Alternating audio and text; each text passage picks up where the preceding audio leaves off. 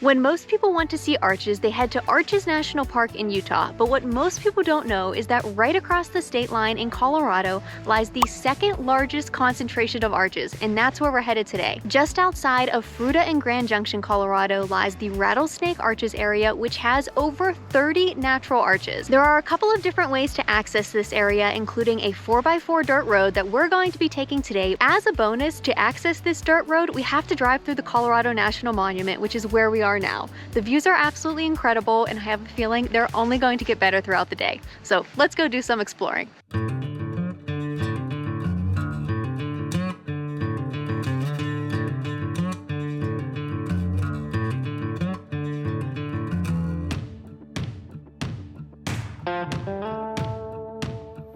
There are some awesome pull-offs in this little path we're taking right now to this incredible view of the National Monument. Unfortunately, the dogs are not allowed on any of these dirt trails, so they're up there waiting in the car just a couple of seconds away. The views are absolutely incredible.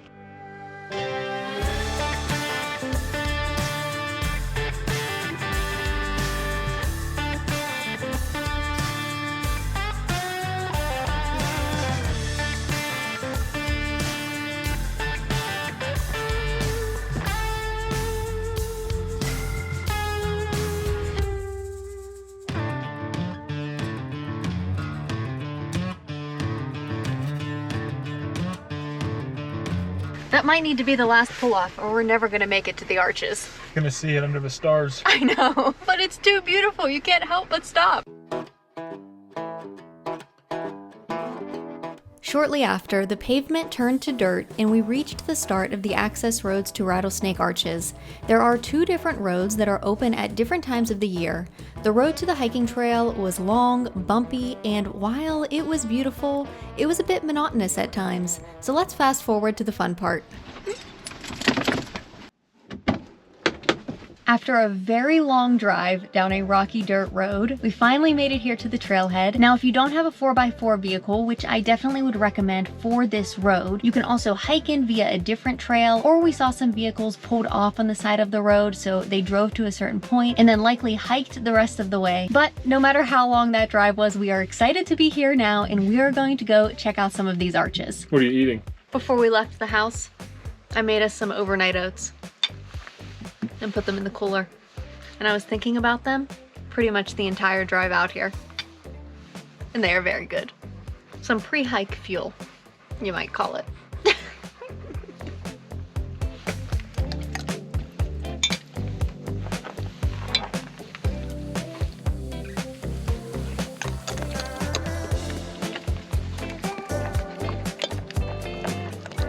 It's currently hunting season, so we got the dogs these bright orange vests. Have you ever seen anything cuter in your entire life?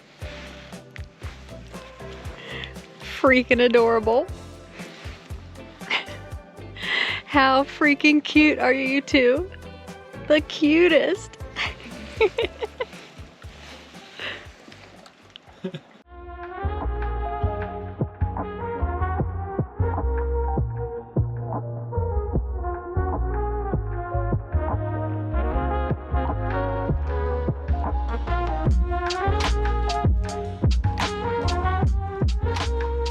So it looks like there are two different trails you can choose from to see the arches. Just like the roads, they are called the upper and lower trails. We're not sure which one we're going to take yet. I don't think we're going to have time to do both today, but it looks like one of them you probably view the arches from above, and the other one you're a little bit closer up. Douglas. Come on, Doug. What do you have? Douglas.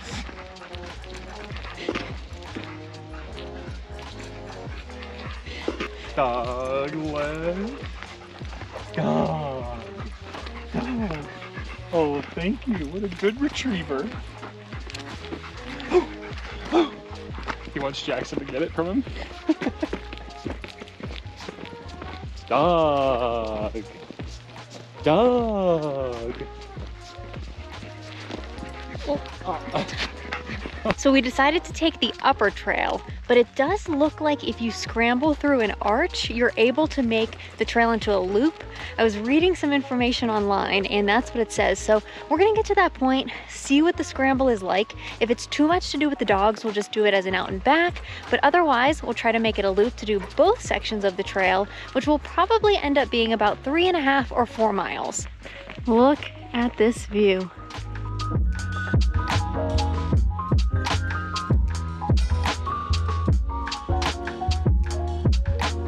So it's pretty wild that it took us so long to get here from the town of Fruta, but because of the way the road kind of wraps around like a horseshoe, Fruta is right there. It almost feels like it should take 10 minutes to drive here, but it took us, I don't know, I want to say maybe an hour and a half to an hour and 45 minutes, including that drive through the National Monument, but you have a view of the town right here. So although it feels like we are really out in the middle of nowhere after that drive, we're really pretty close to town.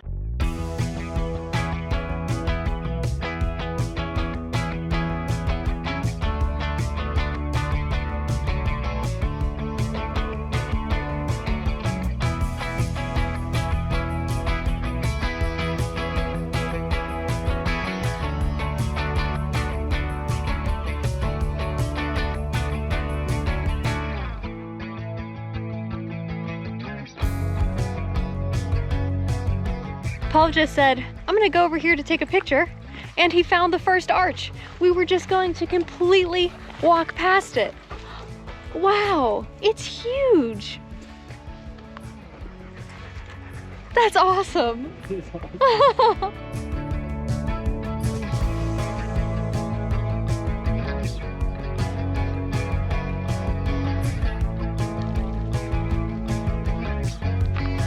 It feels like we are in a national park.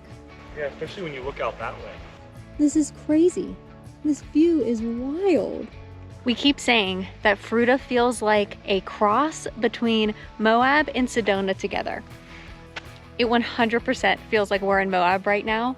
And I just feel like Fruta was a place that we never really heard about before. We had no idea how beautiful it was here and how much there was to explore in this area. And I'm just so happy we ended up here for a little bit because I know we're gonna be back because there is just so much to see. I mean, this is incredible. And there's nobody here. We have it all to ourselves. I can't tell how steep it is on the other side of the arch.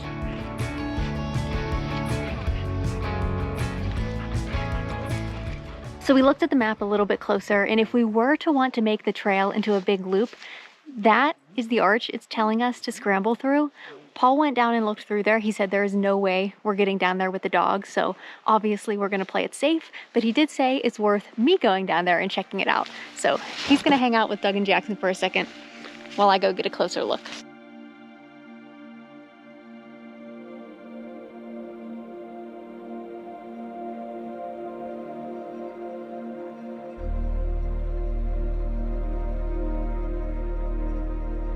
Well, I just scrambled my way down here. Wow. Oh my goodness.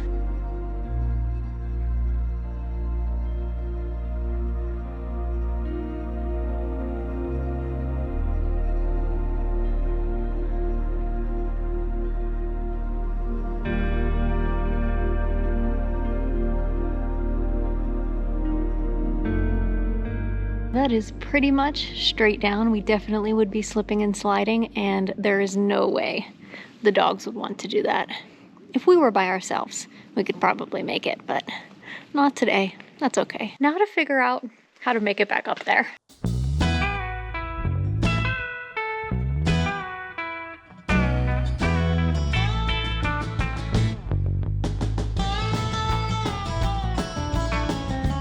That arch was called Cedar Tree Arch, and from what I can tell, if we stay on this upper trail, we should come across at least 2 more arches.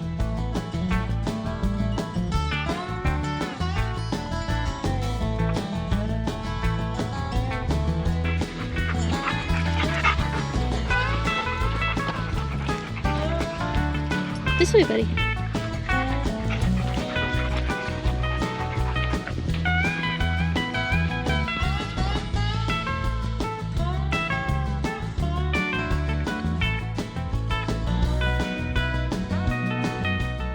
without the arches, this landscape is absolutely gorgeous.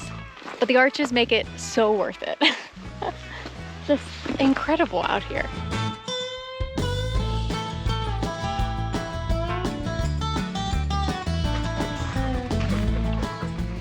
Apparently the second arch is right over here. I think it's right there. I can see it. Can you? Yeah, I think so. Look at these trees. Wow, you're right. So pretty.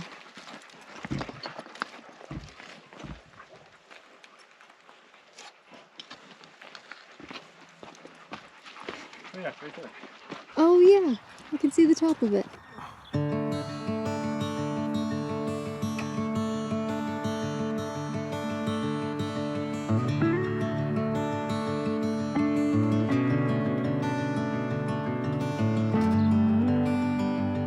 So Paul has Doug and Jackson back there because it is a sheer cliff right here. And even standing 6 feet back and kind of like just starting to peer over the edge makes my stomach turn a little bit. It would be so cool to see it down from the bottom. I can see the trail down there, so someday we're gonna have to come back. You can go all the way around, so you don't have to scramble through the arch and make it down there, but it's already a little bit late in the day, so we just don't have time for that today, but it would be really neat to see this one from the bottom. But also super cool to see it from up here.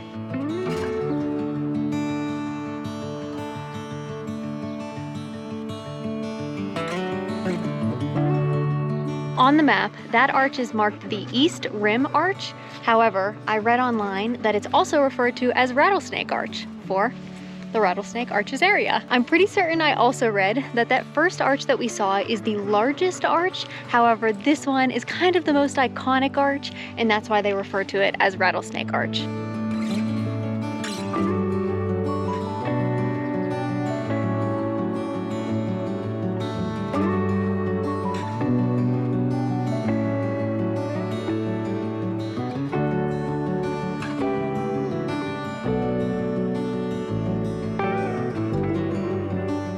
Just a few minutes later, we should be coming upon the viewpoint for the third arch, called Bridge Arch.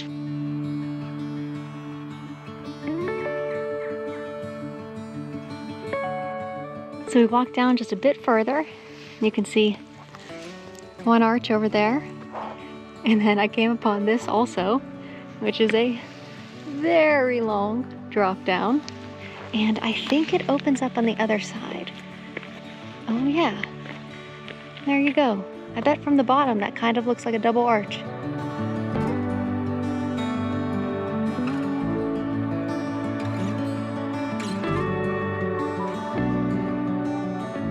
So we are officially at the end of the upper trail. We keep spotting the lower trail down there and thinking about how cool it would be to see all these arches from down there.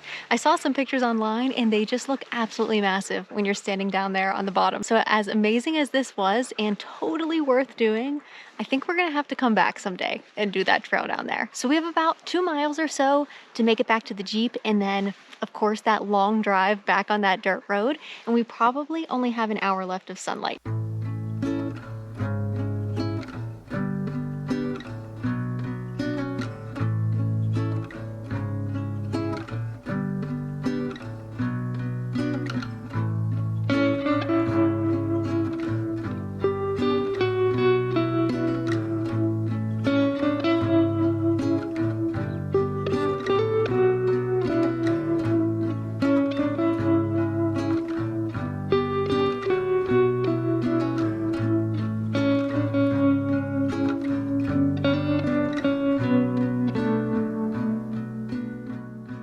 So we just made it back, and thankfully it's still light out, although I'm sure that's going to change soon, and it's going to get dark on the drive back, and it did get pretty chilly. My hands are very cold right now. So today we only saw a few arches, but there are over 30 in this area, so there is still so much left to see. So we're gonna get back on the road and wrap up this video here. Hopefully you enjoyed coming along. If you're not already, my mouth is cold and it's a little hard to talk. If you're not already, we'd love if you subscribe to our channel and gave this video a thumbs up. Thanks as always for watching, and we'll see you in the next adventure.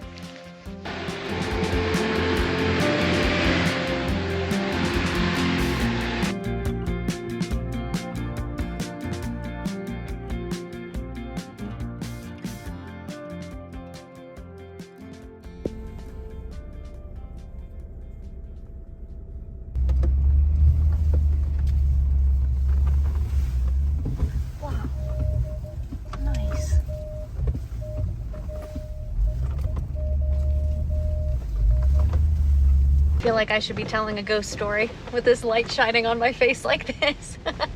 So we were about halfway down the dirt road and saw a truck up in the distance, and he was so stuck deep in the mud, and they were going to try to pull him out with an ATV.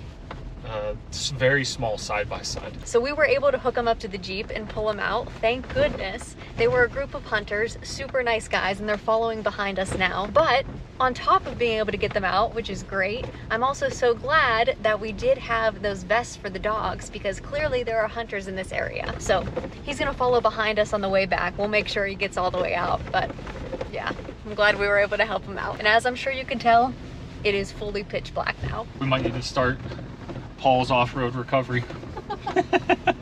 This isn't the first time this has happened. You've probably pulled out maybe 4 or 5 vehicles over the years that we've come across. Yeah. Always with a strap, right?